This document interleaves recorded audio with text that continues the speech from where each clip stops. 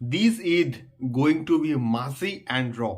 So hello guys, I'm Deep and welcome back to my channel Deep Exclusive. So এখন আমি একটা interesting বিষয়কে নিয়ে কথা বলবো, যে বিষয়টাকে নিয়ে গতকাল ঠিক সন্ধ্যের পর থেকে প্রচণ্ড কিন্তু জলঘোলা হচ্ছে এবং সত্যি বলতে প্রচণ্ড কিন্তু আলোচনা হচ্ছে এই পার্টিকুলার বিষয়টাকে নিয়ে, এবং সেটা কিন্তু অবশ্যই মির্জা সংক্রান্ত এবং অঙ্কুশদার আপকামিং প্রজেক্ট মির্জা সংক্রান্ত।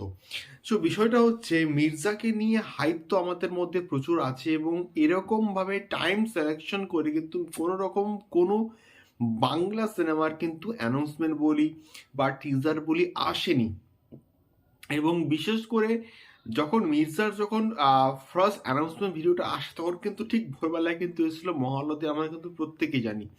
এবার মির্জার টিজারটা মানে এক্স্যাক্টলি কবে আসছে, 14th Feb, ঠিক রাত্রিবেলা 12টার সময় কিন্তু আসছে। তো এইরকমভাবে কিন্তু টাইম সিলেকশন করে কিন্তু কোনোরকম বাংলা সিনেমার মানে প্রমোশনাল মেটেরিয়াল কিন্তু আসেনি, মির্জাই হচ্ছে মানে প্রথম আসছে। তো সেক্ষেত্রে গতকাল থেকে একটা খবর ঘোরাঘুরি করছে এবং একটা পার্টিকুলার ফেসবুক পেজ, এবং সেই ফেসবুক পেজের তারা দাবি করছে যে মির্জার টিজার অলরেডি লিকড হয়ে গেছে এবং তারা দেখে ফেলেছে, এবং সম্ভবত এটার যিনি অ্যাডমিন তিনি হয়তো এটা পোস্ট করেছেন এবং তিনি হয়তো দেখেছেন, এবং তিনি এখানে বলছেন যে টিজারটা নাকি দারুণ হয়েছে, সামথিং আনরিয়েল, এবং এই ঈদটা মাসি এবং র হবে। তাহলে এটা আমরা কি বুঝবো এখান থেকে? আমরা জানি মির্জাকে নিয়ে হাইপ আছে, এবং এটা কি তাহলে অঙ্কুশদার একটা ফেসবুক পেজের মাধ্যমে কোনো রকম প্রমোশন করছে বা প্রমোশনাল একটা স্ট্র্যাটেজি? এটাও কিন্তু হতে পারে। মানে এই যে সম্ভাবনা না, এই যে পসিবিলিটাকে, এটা কিন্তু মানে সরিয়ে ফেলা যায় না।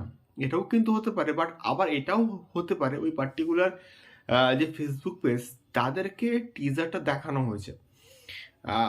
এটাও কিন্তু মানে হতে পারে, এই পসিবিলিটি কিন্তু থেকেই যায়, এবং তারা দেখেছে এবং তাদের দেখে এটা মনে হয়েছে যে এই টিজারটার মধ্যে এমন কিছু আছে যেটা সামথিং আনরিয়াল, সামথিং বিগ, যেটা আমাদের বাংলা সিনেমাতে আসেনি বা হয়নি।